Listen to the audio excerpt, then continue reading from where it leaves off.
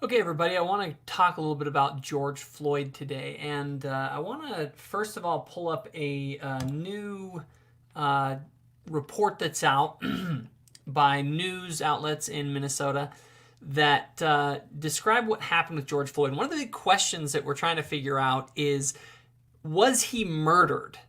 Or did he die from something else? Now everyone's like, oh, the neck on the knee, like that killed him, or they were on him and that's what killed him.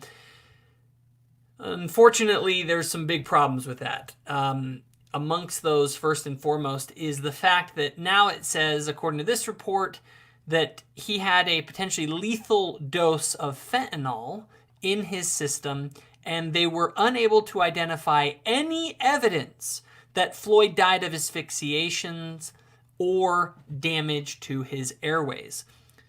So you have within you, as it says here, that, Dr. Andrew Baker concluded that George Floyd's body contained a lethal dose of fentanyl, a powerful opioid, so he had that in his body, and there's no damage to his airways. Now, in a court of law, you have to prove that he was murdered beyond a reasonable doubt. And I don't know about you guys, but it presents some pretty reasonable doubt if someone has a lethal dose of a drug in their system and no damage to their airways or any signs of asphyxiation, according to the medical examiner. That's a big problem, because maybe the cop killed him, but it's kind of hard to kill someone without damaging their airways or showing any evidence of asphyxiation. So that's one major problem here. Another one is this. When he, as part of the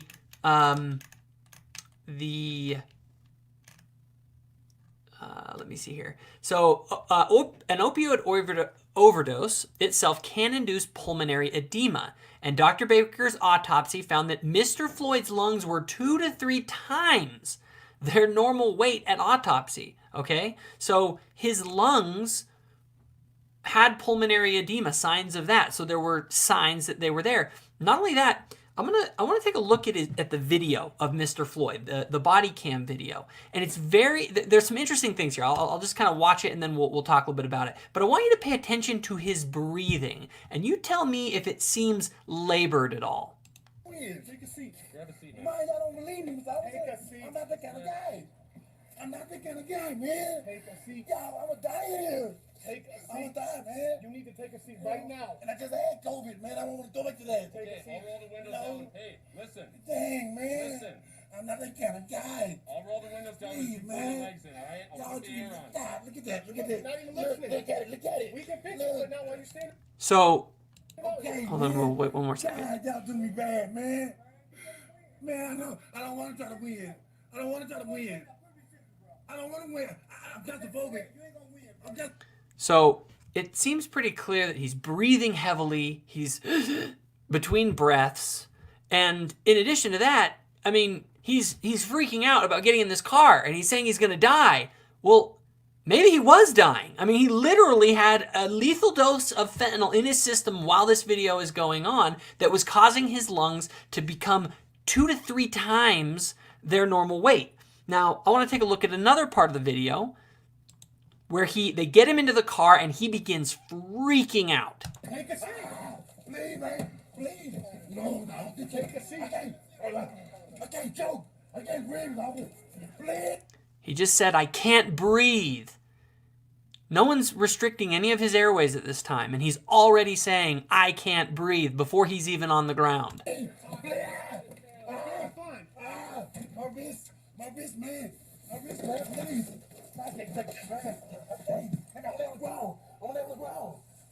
He says, I want to lay on the ground. I want to lay on the ground. I want to lay on the ground.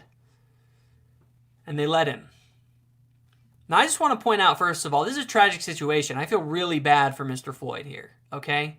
The man is obviously in a panic, and very likely, due to the lethal dose of fentanyl that was in his system, his lungs were collapsing and having problems, and he's freaking out because anytime he has anything that restricts his airway, even in the slightest, or he feels like he's in a closed space, he feels like he can't breathe because he probably is losing his ability to breathe due to the opioids in his system. Now, the question is, why at this point do they put him in this hold on the ground? Why do they lay him down? Well, one thing that you don't realize that they might have been thinking, and that one of the officers in the body cam video mentions the possibility of excited delirium.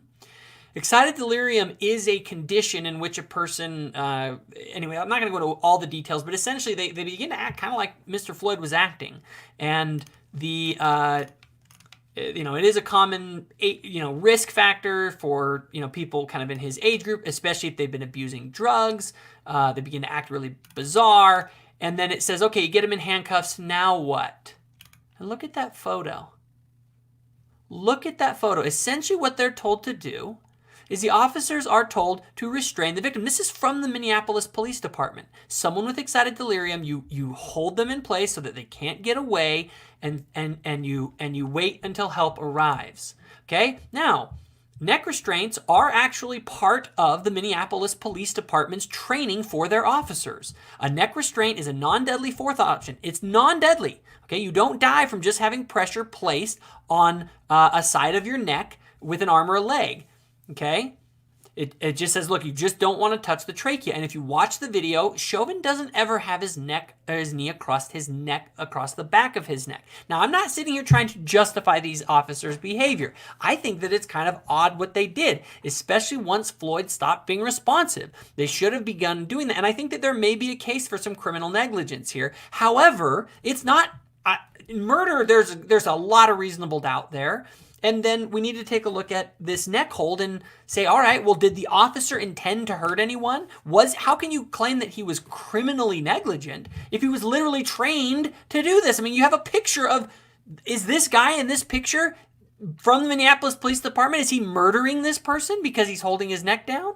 Now, I can say that once Mr. Floyd went unresponsive, any holding on after that point, the fact that they didn't, I think you could make a case that there's criminal negligence at that point, that there wasn't, CPR or whatever administered immediately at that point. But that's a secondary opinion. The reality is that this restraint technique, this neck restraint, was a non-lethal way to hold someone if they are acting, if they thought that the suspect was having an episode of excited delirium. Okay. So the reality is there some, what happened to George Floyd is tragic. It's awful. Okay. This man didn't need to die in this interaction, but maybe he was going to die anyway. It is not uncommon for criminals who know that they're about to get busted, and someone with a criminal record like Floyd, it may have been that he was going to go back to prison and he knew it. So he knew he needed to get rid of those drugs. And it's not uncommon for people with drugs to take them in order to hide them. And in this case, George Floyd may have made a fatal mistake of taking a lethal dose of fentanyl, and then the cops who were apprehending him were apprehending someone who was on his way to dying potentially anyway. And is that for sure the case? I don't know, but it certainly is not an unreasonable thing to think, especially when you consider that the medical examiner was unable to identify any evidence that Floyd had died of asphyxiation or damage to his airways. So there's reasonable doubt that there's a murder there, and the neck hold that was there, if they were indeed trying to execute what essentially you're seeing right here in this photo, in their training manual, it's very, very hard to say that that was criminal negligence.